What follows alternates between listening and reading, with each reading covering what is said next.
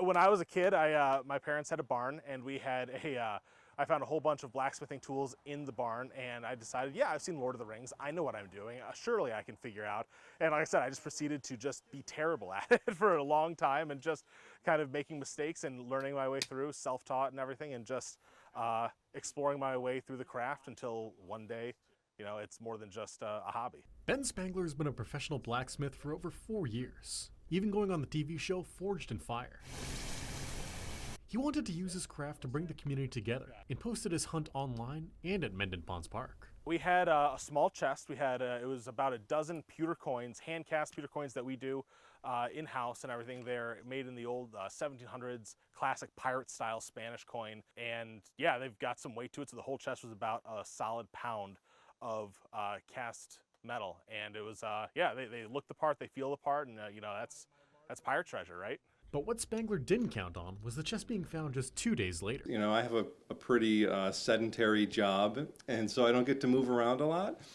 And when you get to your middle age, you're kind of like realizing that life isn't always as adventurous as you had hoped it would be. So it was just a great excuse to get out of the house and do something that I already like to do, you know, hike in the woods. And it just added that extra bit of enticement. Now, folks, we know just how hot it's been over the past few days. And as summer goes, it's likely going to get hotter. So just in our parking lot right here on East Avenue, the current temperature of just the ground is 140 degrees. So my news director, Aaron Vogel, decided to challenge me, and he wanted to see if I could bake a thing of cookies on the dashboard of my car in this summer heat. So I've already set it up over here. Already the dashboard is at about 125 degrees, so we're just gonna kind of let it sit there and bake for a while, and hopefully by dinner time we'll have a nice little dessert. You think I'll be able to cook those cookies on the dashboard? No shot. No shot at all? No shot. It's not even that hot out. What are we complaining about here? You New Yorkers are soft. Aren't you from Connecticut? Yeah. Cookies you get soft and chewy, not crunchy. What was your prediction again? Did nothing. Did nothing? Can I have one? Sure. Oh, really? Good.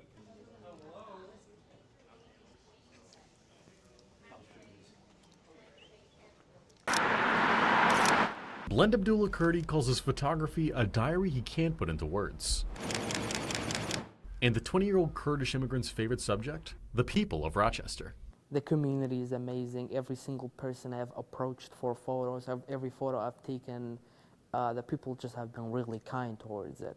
Abdullah says he grew up around cameras and was introduced to the art of photography by his aunts and uncles as a child. Later, when he moved to the US, a teacher helped him find a camera to turn his interest into a passion. Your camera might be smaller, your camera might not be the best. Just pick it up, aim it at somewhere, and take some photos. It's just like weight loss. When you start tonight, it's going to be the best decision. How do you keep that motivation up? The motivation comes after I take the photo. I usually stay in my car right before I get out for any photos, and I stay there for 15-20 minutes, and I question my life. I'm like, what am I doing here? Okay, it's cold. I open the window, it's freezing. It's a blizzard. What am I doing with my life? But I get reminded of the little kiddo that I told you about. I'm like, okay, this is how life is. Somebody created a memory for me, and I want to create a memory for somebody else. That right there is the flag that has caused so much controversy here in the town of Webster. Those for it say it's an important symbol for the LGBT community during Pride Month, while those against it say it's important for the town to not show favorites to certain communities any time of year. It's 2026. Why are we still fighting about this? Why are we fighting about including people who are born the way they're born? Love is love. Sue Garbin lives in Webster, and like many others, came out to Thursday's town board meeting in support of the flag. My mother was gay, and my mother couldn't live her authentic life. So I think I somewhat do this for her too, to a certain extent. We're not hurting anybody. I am not for it. It has nothing to do with the sexuality. It has to do with showing favoritism. There's only 3 flags that should be flown: the U.S. flag, state flag, and our town flag. Lifelong resident Lori Reed says flags flown on town property shouldn't show special favor to any groups. It wasn't approved through the town board, which is code to do policy. So the supervisor did that on his own and shouldn't have. A town spokesperson tells me that's not accurate, at least not until later that night, when in a 3-2 vote, town board passed a resolution to only show certain flags on town property. The American flag and the New York State flag shall be the official flags of the town of Webster to be displayed on properties owned by the town of Webster. Well, hold Said on, John. flag- We let me also- finish. Said flag policy shall take effect on Friday, June 5th. Well, I want to, show you this picture here of you back when you served here. So when I hand you this picture, what does it remind you of?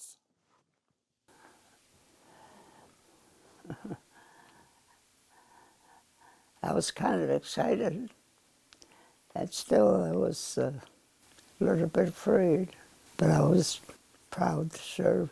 Frank Sada was born in 1922. He and his two brothers all served in the military during World War II. What called you to action? Were you drafted, or did you volunteer?